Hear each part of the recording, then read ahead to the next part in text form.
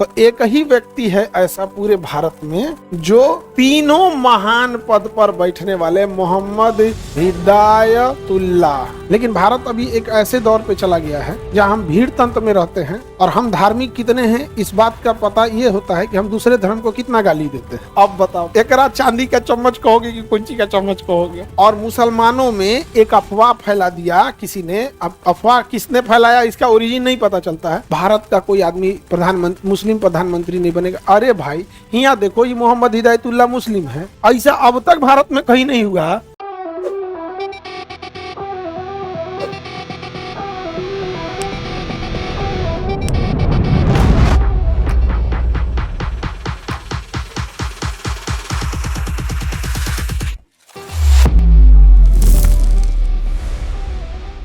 अब यहां समझना, यहाँ एक ट्विस्ट है। कार्यकाल समाप्ति के बाद उपराष्ट्रपति को क्यों नहीं बुलाया जाता? उसका रीजन समझो। कार्यकाल समाप्त हो गया है तो उपराष्ट्रपति को बुलाने से ज्यादा बेटर है जो व्यक्ति पूरा 5 साल का कार्यकाल किया हुआ है उसी को एक्सटेंड करा दिया जाए, क्योंकि इसके ऊपर कोई लालछन तो लगा नहीं है। बाकी जगहों में इसलिए उपराष्ट्रपति को बुलाया जाता है कि वह ये नहीं है, त्यागपत्र दे दिया गया, मृत्यु हुआ गया, महाभियोग लगा दतिया दिया गया। महाभियोग की प्रक्रिया को अर्ध न्यायिक क्यों कहते हैं? क्योंकि इसमें वकील और जज की तरह डिस्कस होता है। किस सदन में? दूसरे सदन। वो अपनी बात रखेगा, वो अपनी बात रखेगा। फाइनल डिसीजन के जगह पे क्या होगा? मतदान होगा। बस वहां डिसीजन की जगह क्या होता है? मतदान।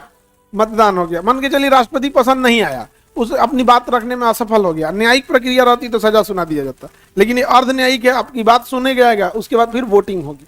समझ में आ गया कि नहीं आ गया? क्या हो जाएगा? वोटिंग। अब यहाँ एक चीज समझना, निर्वाचन ही अवैध घोषित हो जाए। मान लीजिए राष्ट्रपति का निर्वाचन हो गया और 2 साल बाद पता चला ये 34 साल का है, ले तो बवाल हुआ। बवाल नहीं, बवाल हुआ, उसका निर्वाचन अवैध घोषित हो गया। पता चला कि राष्ट्रपति का निर्वाचन हो गया। आई कभी सरकारी नौकरी करता था 25-30 साल पहले, क्योंकि जितना नेता रहेगा सब ना कहीं से अपना इनकम बना लेता है। सब अपने आप को कहीं क्लर्क दिखा देगा, कहीं, लेकिन उनसे उन लोग को कोई मतलब नहीं रहता है, उससे कोई मतलब नहीं रहता है। अब वही भूल गया, 30 साल में नौकरी लगा लिया होगा कहीं कहीं। राष्ट्रपति के चुनाव में आया 55-60 में, 20-25 साल पुराना मैटर भूल गया कि हम कहीं नौकरी में भी पोस्टेड हैं। तब तक उसका गोतिया पड़ोसी या कोई रिश्तेदार कंप्लेन कर दिया, ये तो फलानिया सरकारी स्कूल में क्लर्क था। ई बेचारा उस क्लर्क के पोस्ट इस्तीफा देने से भूल गया होगा, या कोई कारण बस बेचारा का दिमाग से स्लिप हो गया होगा। अब तो कोर्ट नाप देगा। तो निर्वाचन अवैध कौन घोषित करता है? कोर्ट। और डिस्ट्रिक्ट कोर्ट। डिस्ट्रिक्ट कोर्ट में राष्ट्रपति घुस जाएगा, जज साहब खड़ा हो जाएगा, महाराज इनने कहा चलाए हो। सुप्रीम कोर्ट क्या कर सकता है? अवैध घोषित। अब अगर निर्वाचन अवैध घोषित हो गया तो भी कौन आएंगे? उपराष्ट्रपति। तब कौन आएंगे? उपराष्ट्रपति। कौन आएंगे? उपराष्ट्रपति। तो ये तो हम खाली पद भर दिए, लेकिन ये 2 साल तक जो फालतू आदमी राष्ट्रपति रह गया था, इस 2 साल में जहां जहां सिग्नेचर किया होगा, जो जो विधेयक को पास किया होगा, उस सारा विधेयक रहेगा कि रद्द हो जाएगा? अब समझिए, वो विधेयक रद्द नहीं होगा, वो विधेयक रहेगा। उसका एक रीजन है। विधेयक लोकसभा या राज्यसभा का होगा या कोई प्रस्ताव किसी मंत्रिमंडल का होगा, यह तो औपचारिक प्रधान है, केवल साइन किए हैं, उनके द्वारा किया गया कार्य अपना डिसीजन नहीं था। तो अगर राष्ट्रपति का निर्वाचन अवैध घोषित हो जाए तो उससे पहले किए गए कार्य, हस्ताक्षर या पारित विधेयक वैध रहता है, उसे कोई इनवैलिड नहीं करता है, क्योंकि वह सारा विधेयक मंत्रिमंडल या सदन द्वारा देखकर ही आया रहता है। समझ में आ गया? यानी यह बात फिक्स कर दिया कि राष्ट्रपति का कुछ खास वैल्यू नहीं। समझ में आ गया कि नहीं आ गया? लेकिन अगर वही प्रधानमंत्री है तो भाई, प्रधानमंत्री तो वास्तविक है ना। नहीं समझे? निर्वाचन वाला समझ में आ गया? अब एक और चीज देखते हैं। अब तक किसी राष्ट्रपति का निर्वाचन अवैध घोषित नहीं हुआ। ऐसा कभी हुआ नहीं कि कार्यकाल समाप्त हो गया, चुनाव आयोग सोया हुआ है, महाभियोग किसी पे लगा नहीं, त्यागपत्र किसी ने दिया नहीं, लेकिन मृत्यु जरूर हुआ है। मृत्यु हुआ है। मृत्यु 2 लोगों का हुआ है, जाकिर हुसैन और फखरुद्दीन अली अहमद। पहली मृत्यु बताइए, जाकिर हुसैन का हुआ है। और दूसरी मृत्यु फखरुद्दीन अली अहमद। फखरुद्दीन अली अहमद। अब फखरुद्दीन अली अहमद की मृत्यु हुई तो बीडी जत्ती आए थे। कौन आए थे? बीडी जत्ती क्या थे? उपराष्ट्रपति। बीडी जत्ती क्या थे? उपराष्ट्रपति थे।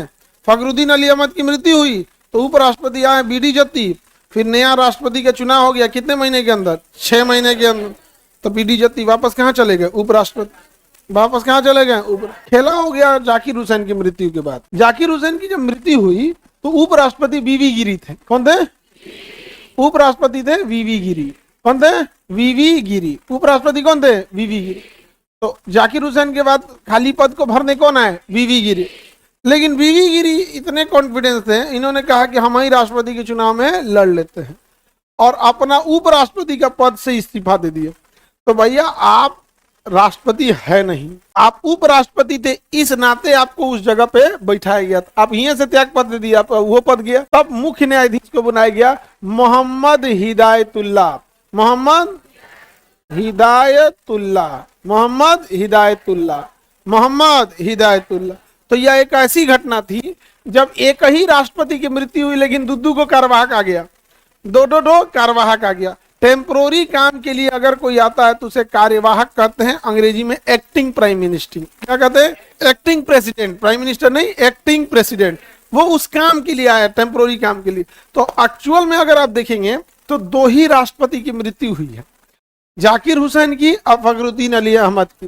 तो आना चाहिए 2 ही कार्यवाहक राष्ट्रपति, यानी 2 ही एक्टिंग प्राइम प्रेसिडेंट आना चाहिए। यहां तक तो ठीक है, यहां काहे गड़बड़ है?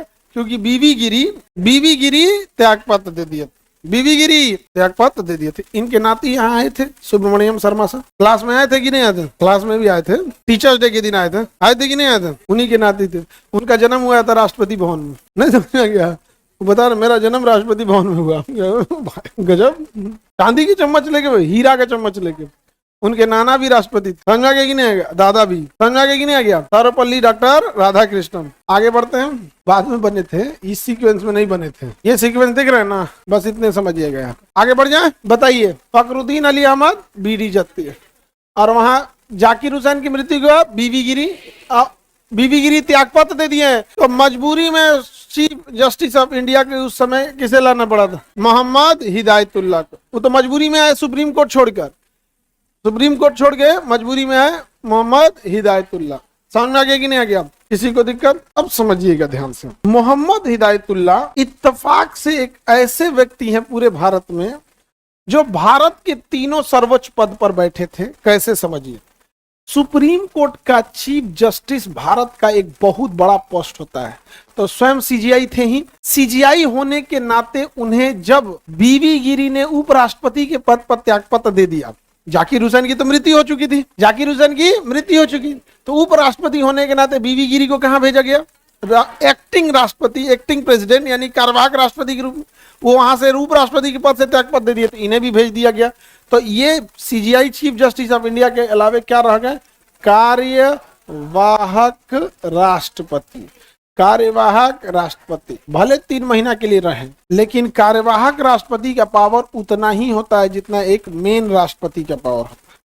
पावर उतना ही होता है जितना किसका होता है? मेन राष्ट्रपति का होता है। अब चीफ जस्टिस ऑफ इंडिया थे, 3 मंथ के लिए कार्यवाहक राष्ट्रपति बन गए वहां पे, 2-3 मंथ के लिए। फिर जब नया राष्ट्रपति का चुनाव हो गया तो नए राष्ट्रपति कौन है? बीवी गिरी। कौन है? बीवी गिरी आ गए। तो बीवी गिरी आ गए तो वापस कहाँ चले गए आप? सीजीआई। अब फिर सीजीआई में तो रिटायरमेंट का एज होता है।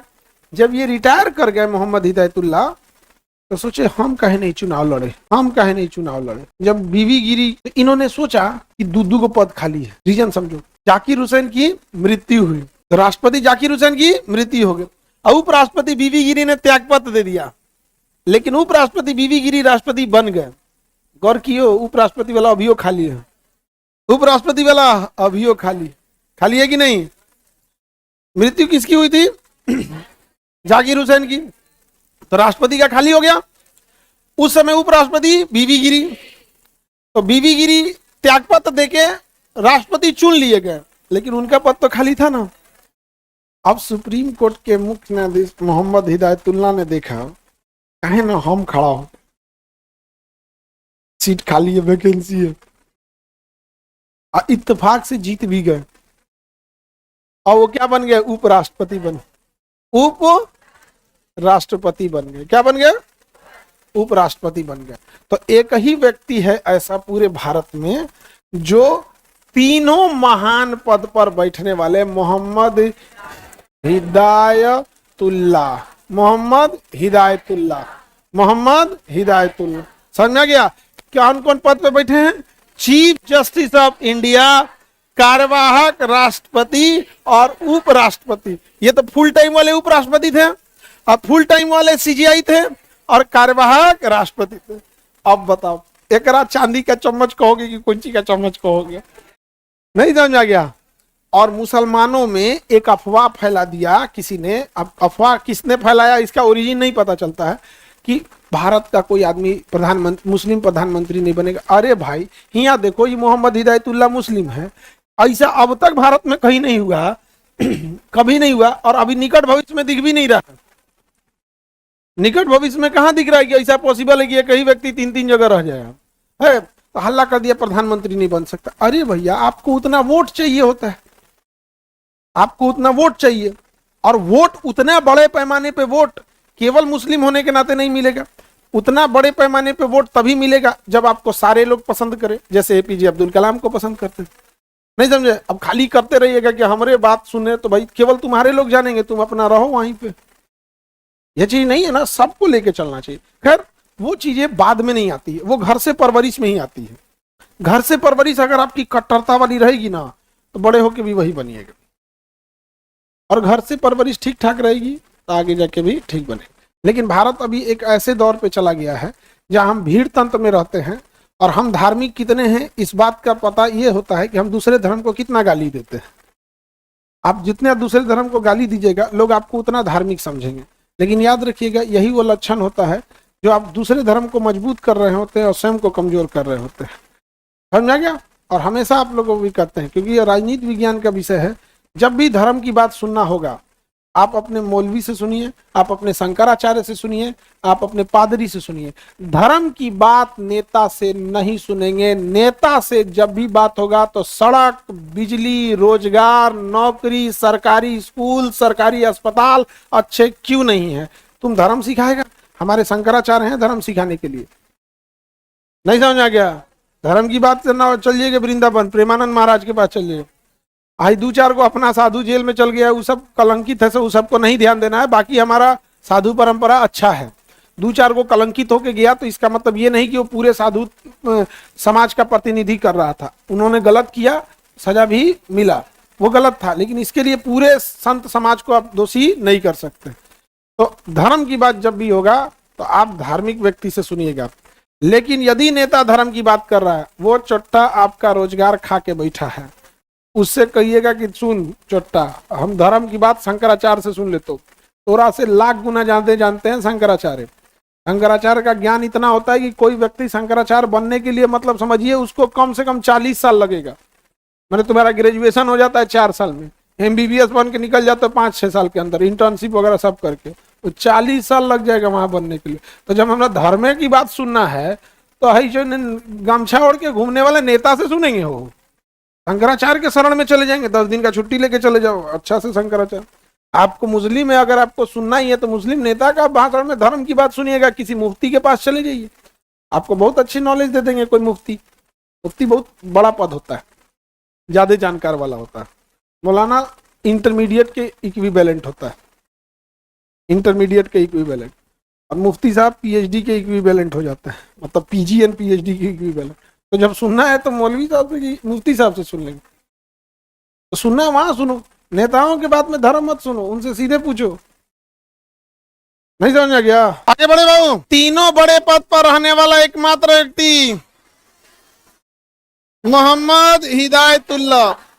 अभी उसके बाद कोई रहा इतने बड़े बड़े पद पर? तीनों बड़े पद पर रह गया। संविधान में सबसे ऊपर कौन होते हैं? राष्ट्रपति। उसके बाद मुख्य न्यायाधीश। संवैधानिक पद है और बहुत बड़ा पद होता है, बहुत पावर होता है यहाँ पर। आगे बढ़ जाए, हालांकि ये फुल टू राष्ट्रपति नहीं, कार्यवाहक राष्ट्रपति, लेकिन कार्यवाहक राष्ट्रपति भी वही राष्ट्रपति के बराबर ही होता है। उस दौरान जितना पावर राष्ट्रपति को होता है उतना ही पावर उस व्यक्ति का भी होता है। समझ में आ गया कि नहीं आ गया?